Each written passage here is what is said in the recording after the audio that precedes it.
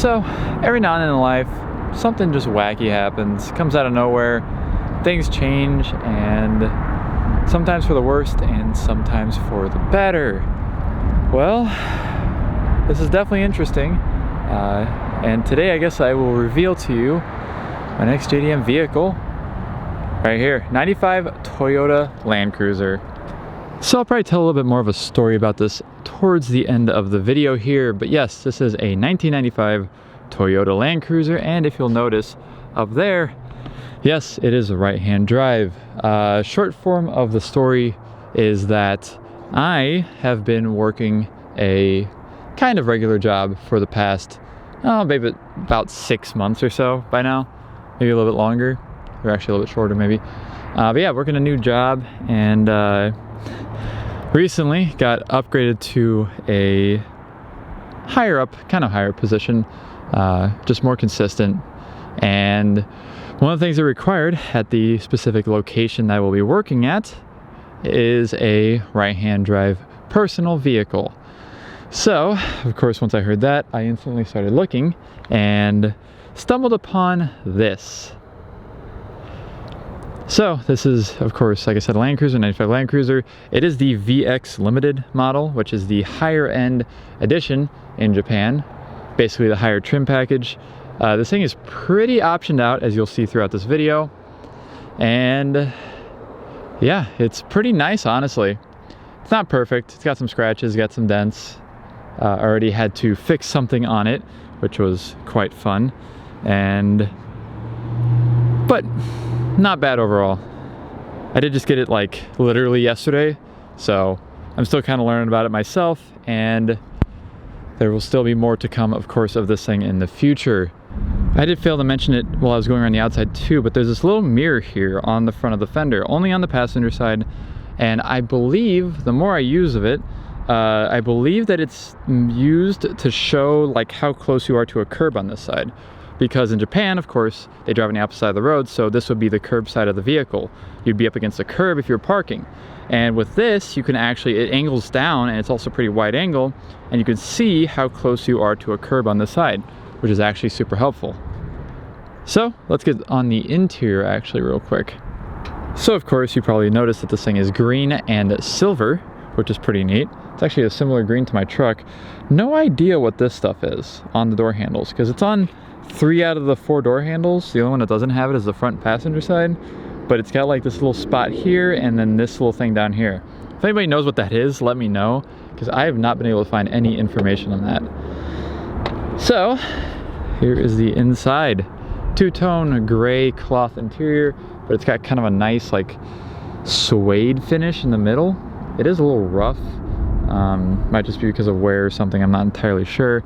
But they are actually really nice seats. They're actually really well bolstered, which kind of surprised me.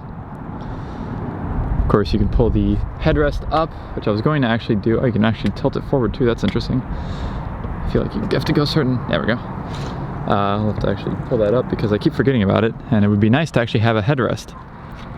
No airbag on the steering wheel because the Japanese don't really care.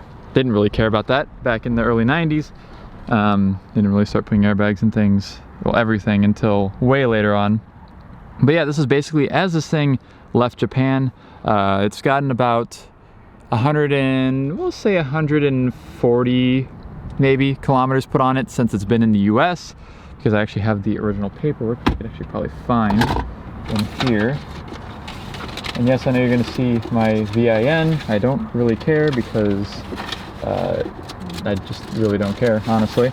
So yeah, we have the original actual import paperwork here. So we'll see if we can see this at all. It's got a grade 3.5 and a C grade for the interior, which means it's pretty much average overall. And right up here, right here, is the kilometers that it was imported from Japan with.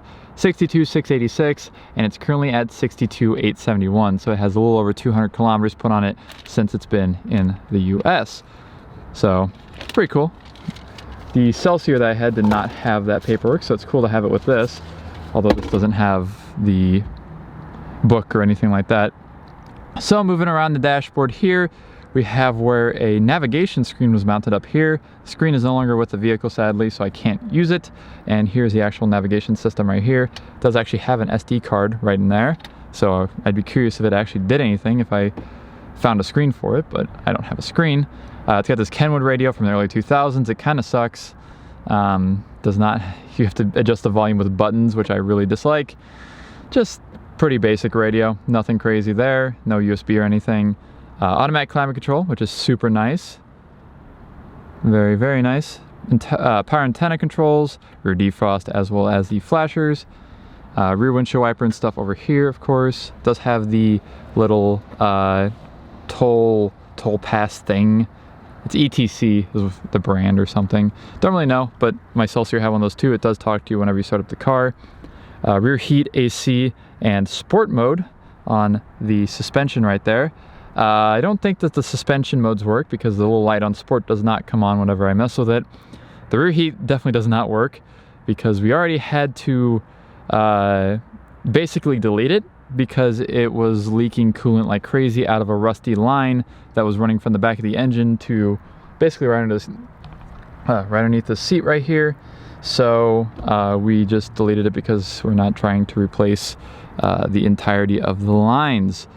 Like I said, no airbag on the steering wheel. It does of course have a horn button. And right over here, you see the one option that I really wanted for this thing, which is cruise control. Because I know I'm gonna be driving on the highway a lot, both for work as well as just on my own time. So I really wanted that cruise control, and this thing has it, and it works. So that's pretty great. Power mirrors, headlights, washers, and fog lights switch over here. The retracting mirrors do not work. So that and the suspension are the only two things I have found that do not work yet. It's kind of disappointing that the mirrors don't work because it would be kind of nice to have power retracting mirrors, but it doesn't. So not a big deal. Releases for the fuel and the hood over down there. Of course the pedals, which look pretty neat. They got like metal accenting to them, which is nice. Let's see, gauges, obviously pretty basic. Pretty much showed you those already. Everything seems to work up there. I do actually have lighted vanity mirror, which is super nice up here, as well as not only the sunroof controls, which you can see it's currently popped up and it does work just fine, but we have an altimeter and a compass. I know the compass works, not really. I guess the altimeter works because I think it has changed a little bit since I started driving this, but I'm not like driving up mountains or anything, so not really a big deal to me, and also not something I'm going to notice very easily. What else do we got down here? Of course automatic, because most of these were, unless they were turbo diesels, which this one is not. I'll show you the engine in a bit. Do have the most pathetic little cup holder right there above the radio. I've just been using this for a cup holder so far. And also there's this thing back here.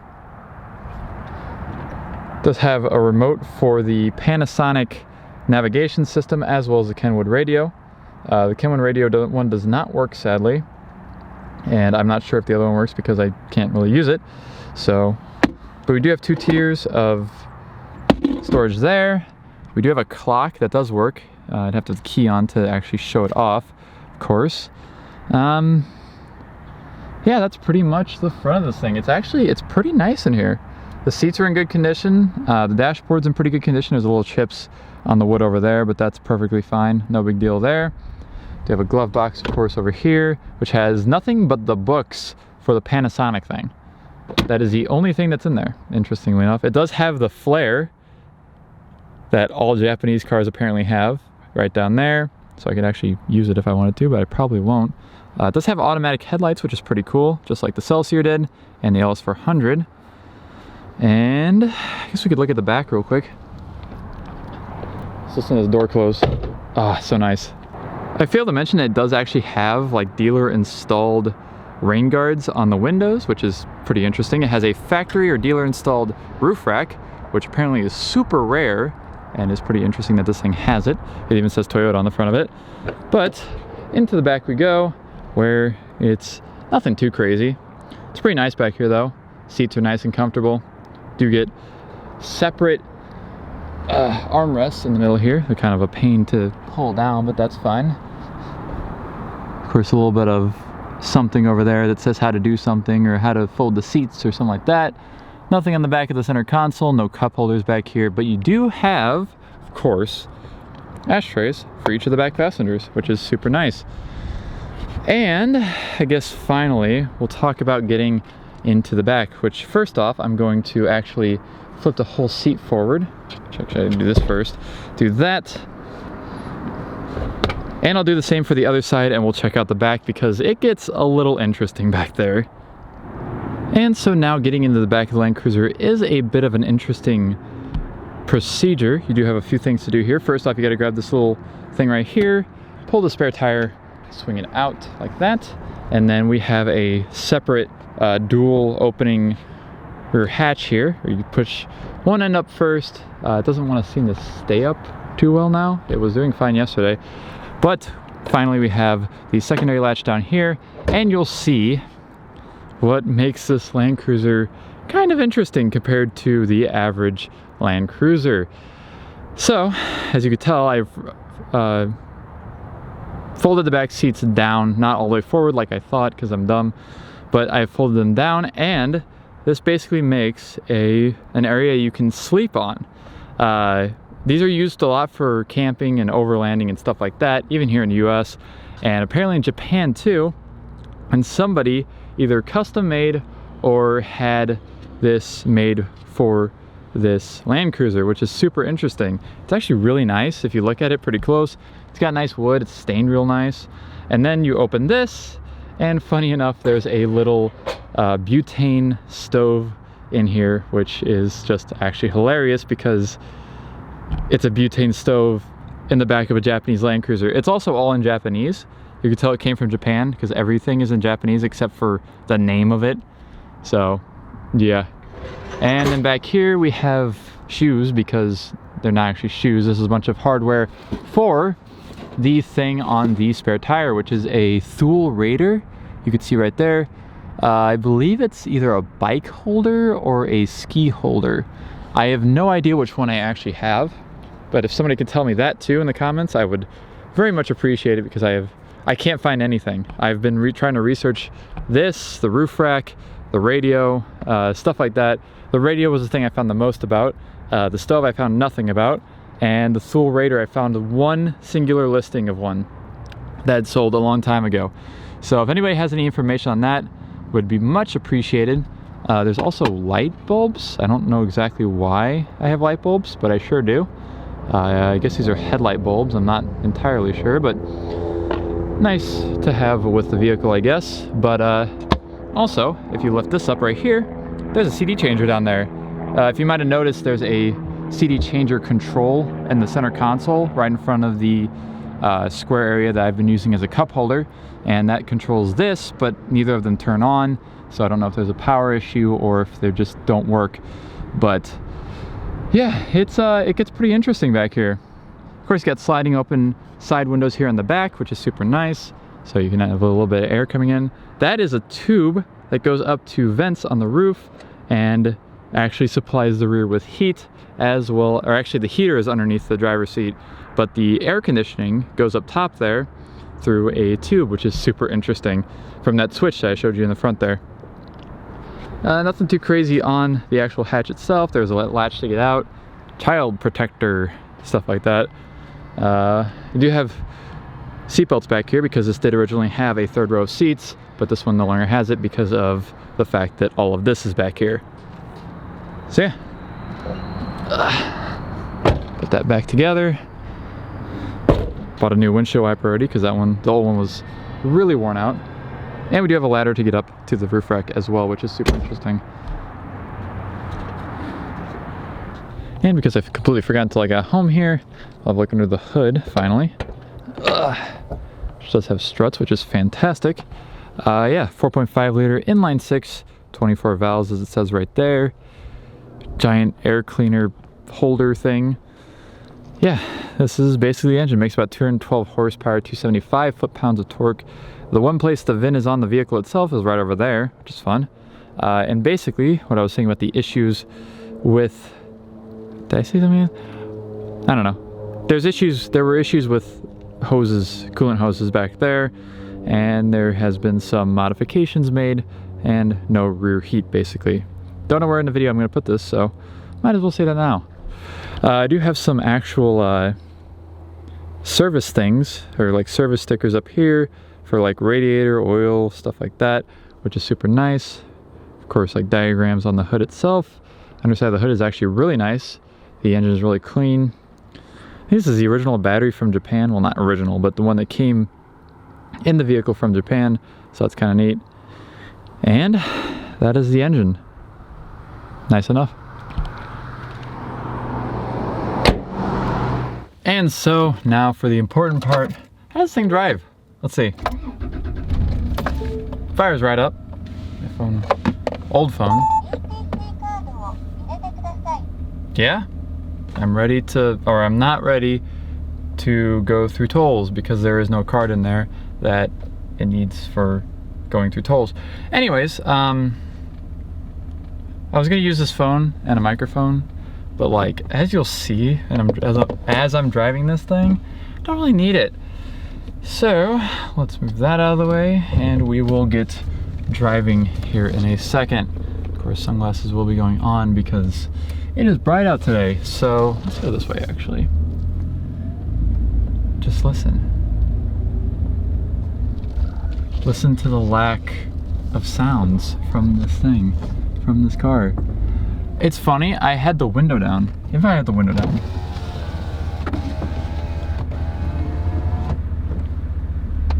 It's so quiet. That is the most amazing thing about this thing so far, is just simply how quiet it is, especially at idle. I can barely hear it over like the low fan speed on the climate control.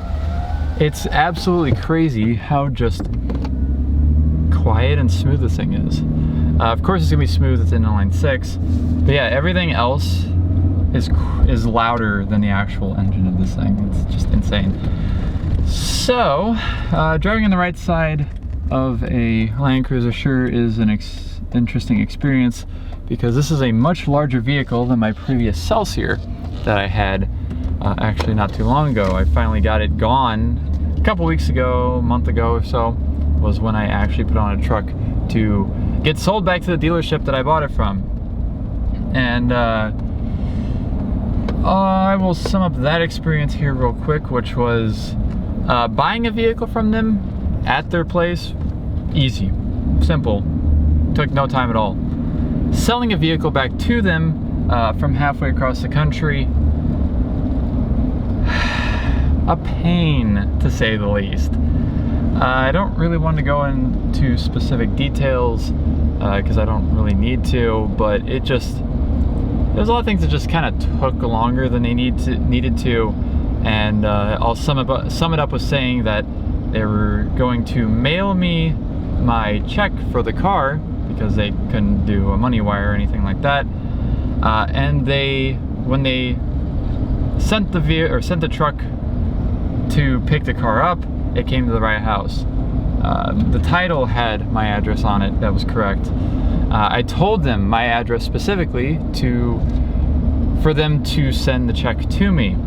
They sent it to a completely different house down the street, and I had to basically chase down the UPS truck and figure out where it delivered to, and that's how I got my check. So that's what I'm gonna say about that dealership for now. This car is from a different dealership. This is Duncan Imports, as you saw on the back there, and it didn't take that long for this thing to actually even arrive, which surprised the crap out of me. I did have to do a lot more stuff on my own for this purchase, but not a big issue, and it basically started a week ago from me actually calling for the first time to now driving this thing around. So pretty smooth, not too bad at all. So yeah, anyways, driving experience. It's quiet, it's smooth actually. The suspension is so nice in this thing. This has actually got probably a smoother ride than my truck, which was one of the smoothest riding vehicles that I've had up to this point, especially on the highway. These are known to get about 12 to 14 miles per gallon, not great.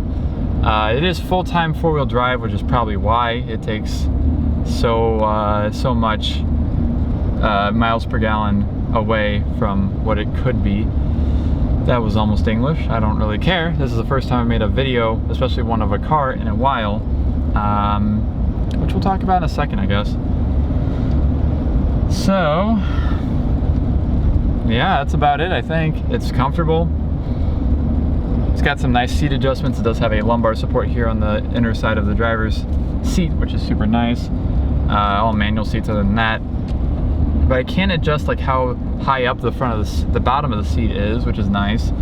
And also kind of the top kind of goes back and forth with the dial, also right here on the side of the driver's seat. Everything's easy to read. It's pretty easy to drive, honestly, being that it's so wide and so big. This thing probably weighs nearly 5,000 pounds. I think it's actually like 4,500 or something. It's somewhere between 4,000 and 5,000. It's still heavy, but that little mirror helps out a lot on the front there too. It's kind of shocking how much that actually can help out with just seeing where I am next to the line, because I can see the lines of the middle of the road extremely clearly through it. And it's just kind of useful in general. Yeah, it's slow, as you would expect from a 25-year-old inline six powered big SUV. It is slow. It's not a V8 one for sure. The radio kind of sucks. The speakers really suck, so I might have to look into that in the future, because this thing's gonna be driven quite a bit, which we'll transition into now. I'm really bad at this. It's all right. It's fine. It's fine. So let's get into the story of why I even have this thing. So the last video I made on the channel here was that I was selling my Celsior, my Toyota Celsior that I had before this. It was JDM, had pretty low miles, like 60,000 miles or something. Bought it in the middle of 2020. I drove my truck, my Ram, out to Virginia, picked it up, rented a trailer, and trailered it home. Somehow, miraculously, I made it home without any issues really at all. The truck was trying to overheat a little bit, which was fun, but it never actually overheated completely, and I made it the almost, I think it was like 1,400 miles or 1,500 miles total, and the truck has some issues now, which I'll probably talk about in a video at some point. But yeah, it surprisingly made it. So I bought this Celsior, brought it home, and ended up driving it for a while. Ended up having some issues with titling on it, and ended up getting pulled over a couple times because my license plates apparently went to nothing. So that was fun, but that helps me with this because I actually know this extra step that I need to take that I wasn't really told about to get this thing fully legal here in a month or so, because I won't have the title for a month apparently. So it helps out there. But yeah, I had those issues and I finally got them sorted, and I was just like, at that point I was like, kind of need some money at that point, and also I wasn't really driving the car a whole lot, and that's when we transition into the fact that I actually have a fairly consistent, right now, job. It's delivery of sorts, and they had mentioned that they, well, I'm moving up to a more consistent position at the job, and they had mentioned in the call that I got, whenever I got actually accepted into the upper job, which I still haven't started training for, by the way, in case you're wondering, so it's still in the pipeline for sure. They mentioned that I need to have a right-hand drive vehicle, even though I might not be using my own that much. They still require it for everybody that works at this location. So I was like, okay, sure, why not? I could get another one, I guess, since I'm actually making some money now, because I was running, just running stuff every day instead of just one day a week. I was like, okay, I could probably afford something, and I just sold the other car, so I was like, yeah, I could afford something, I could find something. And there's a few other things that have happened in that time, well, from that time to now. but it turned into looking for an SUV, and then I started looking into Toyota Land Cruisers. And I realized, I'm like, wow, these aren't these 80 series, the 80 series Land Cruiser, I'm sorry, Land Rover, but that's this generation, ran from 1990, I think, to 1997 for both Japan and the US. And of course, we got the Lexus version, the LX450 here. I was like, dang, these aren't actually that more expensive than a Hilux Surf, which is a 4Runner, or a nice Pajero Mitsubishi. So I was like, I could just look at these. I could, like, Land Cruisers are nice. They got some nice stuff to them. And they're known to be extremely reliable too, which is fantastic. And exactly what I need if I'm going to be driving a vehicle for work pretty consistently. So I started looking for Land Cruisers and end up on a couple of different websites, and they're all kind of like $22,000 to $29,000. I'm like, that's a little expensive for sure. But then I stumbled upon the Duncan Imports and Classics website, and I saw that they had 3 different Land Cruisers for under 20 grand. This being one of them, and the other 2 being absolute base models. Like, they had no options. Like, they didn't even have digital climate control, didn't have alloy wheels, stuff like that. So, you know what, we'll go this way actually. So those were very, very, very basic compared to this one especially. One thing I've learned with Land Cruisers since then is that the differential locks, which this one sadly does not have, even though I don't really need them myself, if one of these has differential locks, they are a premium over ones that do not, especially if they have all 3, that you can do front, rear, or center. I don't know how any of that works because I'm not an off-roader specifically. So I was able to find this one for fairly cheap. It shows 62,000 kilometers. I don't think that's actually legitimate. I think they switched out the odometer or something, because it doesn't really seem like it has only 40,000 miles, which is what that would equate to, a little under 40,000. And I don't think that it actually has that many kilometers or miles on it specifically. So I think it maybe has 100,000 miles. That's where I'm going to, roughly 100,000. But I didn't mind because I did a pre-purchase inspection on this thing, and oh, that dude just almost went to the wrong road apparently. Pre-purchase inspection was done, and I was looking at all these pictures. The dealership had a bunch of pictures. I'm like, this thing's nice. Like, even if it has higher miles, it's been well kept. So I purchased it. I bought the vehicle, I set up shipping, and just yesterday it came in on a trailer behind a truck. So I started screwing with it. I was looking at it, I was like, oh, this is cool, and had it running for a bit. I was like, wow, this thing's quiet, stuff like that. And went for a drive down a highway, up another highway, and just kind of made a circle through like a few highways, basically back to my house. And I get it back home. I park in the paved driveway section of my driveway, I guess. And I noticed, I'm like, hey, like there's a puddle underneath the car. And then I'm like, oh wow, there's a big puddle on the other side of the car further back. I'm like, what the heck is that? And so me and my dad look into it a little bit, and it turns out that there's a rear heater which has coolant lines that go from the back of the engine underneath to a like a little heater thing that's basically right underneath the driver's seat here. And turns out that I actually go up here. By the way, we're on the highway. In case you're wondering how actually quiet this thing is, this is on the highway at 65 roughly. So it's so quiet. It's super smooth too. It does get a little wobbly here and there at like 55 and then about 65. Don't really know what that is. Not bad, but enough to notice. But anyways, back to the story. So we noticed that this coolant line, which is the only metal coolant lines that this thing has, the other ones are brass or plastic or rubber,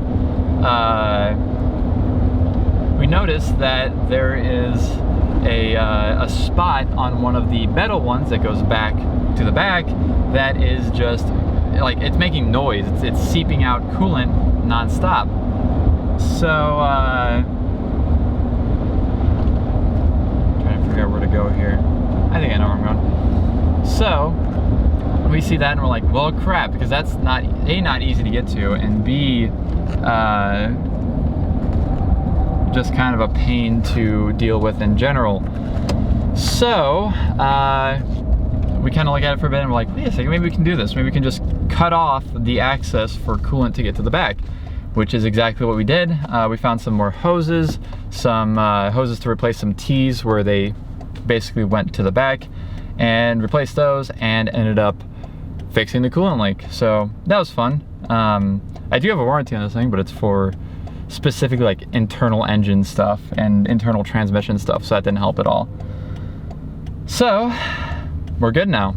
I've been driving it all day today. I drove a little bit last night, and I've had no issues with coolant or anything otherwise that would be kind of serious or dangerous or anything like that. So yeah, I have a Land Cruiser that is mine and will be driven a lot.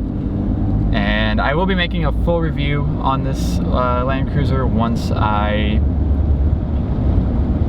feel like it, I guess. I don't know, whenever I get around to it, I guess. I'll try and clean up the interior a little bit better because it's a little dirty in some places still. But I'll be making a full review, pretty in-depth on it. I do want to drive it to Chicago to have my buddy Zach over at the Shooting Cars channel. If you've not seen him, check him out on YouTube. I'll maybe remember to link in the description. He's reviewed 5 of my vehicles before, I think. No, 4, I guess, because he reviewed the LS400, then the Celsior, or then the Ram, then the Celsior, and maybe it's only 3, I guess. Oh, and the Intrepid. They did the Intrepid too. So go check that out, his channel, check out those videos and stuff. Pretty fun to watch, so on and so forth. And but I do plan to go on up to Chicago to see him and have him review this thing, because why not? And what in the hell? Oh, somebody had a sad. I'm gonna try and, I guess I'll try and go around the left of this because holy crap, that is a wreck. Maybe I'll get on the video, which will be fun. That is a Focus that I was almost missing its front wheel. Oh. I don't know what they hit. I don't know if they hit the truck that's up there. I think they hit the truck. Oh no, they hit that Traverse too. Huh, well that was interesting. Didn't expect that. But yeah, expect some road trip content, stuff like that, hopefully. This job has been taking a lot of my time, so I've been able to get out and do anything, make videos, stuff like that, which is why there hasn't really been anything recently. And then before that, it was just lots of things going on in life, trying to figure out things and fix things, and it's been an experience. But that'll conclude this video finally. I don't know how long this is, but I think it's pretty long because yeah, I'm pretty good at making long videos. I guess I'm still recording. I honestly don't know because I can't see yeah, it says it's recording. So thank you all so much for watching this video, and I hope you enjoy the Land Cruiser and the various content that should come out for it in the future. Thank you for watching, and I'll see you all in the next video.